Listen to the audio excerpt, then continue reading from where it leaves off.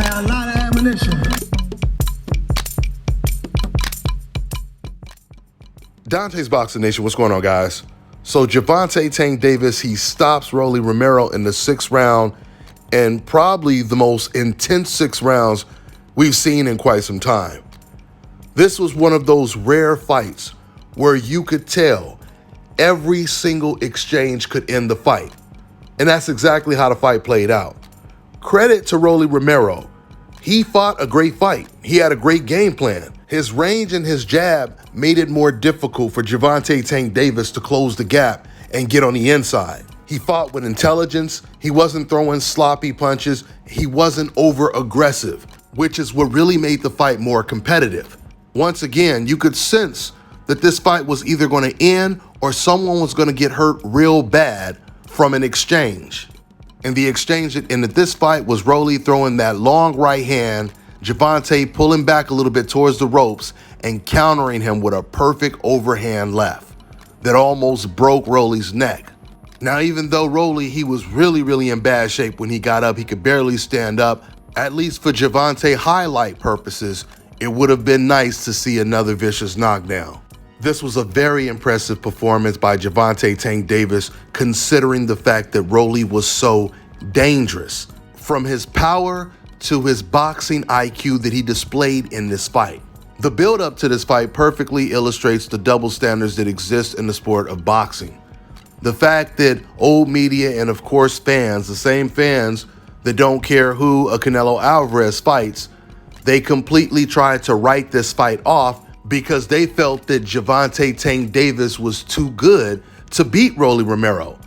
So instead of praising Gervonta Tank Davis and saying it's a great fight, they would rather try to downplay it because they feel the wrong guy is going to win, which in their eyes, the wrong guy did win, the guy that they were rooting against. It's pretty ironic that Gervonta Tank Davis is a Canelo Alvarez fan, even though he's way more skilled than Canelo Alvarez.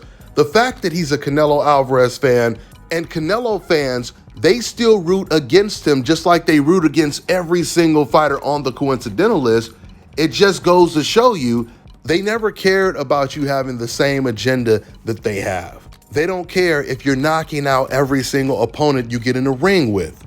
The only thing they care about is if you are black or not black. Gervonta Tank Davis is knocking out undefeated fighters with knockout power. He's fighting against extremely aggressive, durable power punchers like Isaac Cruz. He moved up in weight to fight against an undefeated Mario Barrios, who Keith Thurman struggled against. He's the only man to knock out Leo Santa Cruz cold. And tonight, he just knocked out Rolly Romero after Rolly Romero fought the best fight of his career. While Canelo Alvarez avoids fighting guys with this type of power, I'm talking about young, undefeated guys with this type of power, Gervonta is knocking them out. So once again, great performance by Gervonta Tank Davis. I truly believe Gervonta when he says he really wants the big names. He's been constantly calling out Devin Haney, which obviously means he believes Devin is going to put on the show like he just did and beat Kambosos next weekend. If Devin Haney and Gervonta Tank Davis fight against each other, that's going to be like Floyd Mayweather versus Zab Judah, but it will be even bigger because they will both be undefeated. Let's see how it all plays out. That's all I got for now, guys. I'm on to the next one. All right, now check this out, guys. If you're looking to repair eczema scars, burns and bruises, dark spots and blemishes, then this right here is the perfect product for you guys. It's called Elo Diki Face and Body Oil. Athletes and top-ranking boxers, they're also using it after training to reduce swelling, inflammation, and to ease the pain. So get yours today. Go to elodiki.com, like them on Facebook, and follow them on Instagram.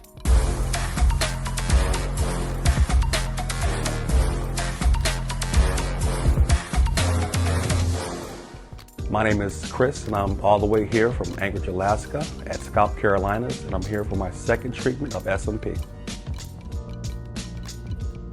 Well, I was sitting at home one day and going over my Facebook page, and they have different, like advertisements popping up, and I saw one for SMP. and I saw some pictures of some guys, before and after, and I was looking at that, and it caught my attention. So I Googled it, S&P. Nothing showed up in my area. So, I did a little more research, and all of a sudden, Scout Carolinas popped up in the web browser. So I started watching his videos and seeing all the reaction from all the other people. We talked on the phone, we made appointments and everything. I sent him pictures, and he looked at them, and I was like, can you fix this? And he pretty much said, no problem. My first session, he made me feel extremely comfortable. It was almost like I was talking to family. He started, and during the whole treatment, we talked and about our families and our life, and and things that he does and things that I do. And before I know it, the first session was over. When you see someone doing something that they love, as much as I see Enoch Glover love what he does, it shows in his work. I wouldn't point anyone in any other direction but here to North Carolina, Scout Carolinas, to get this done.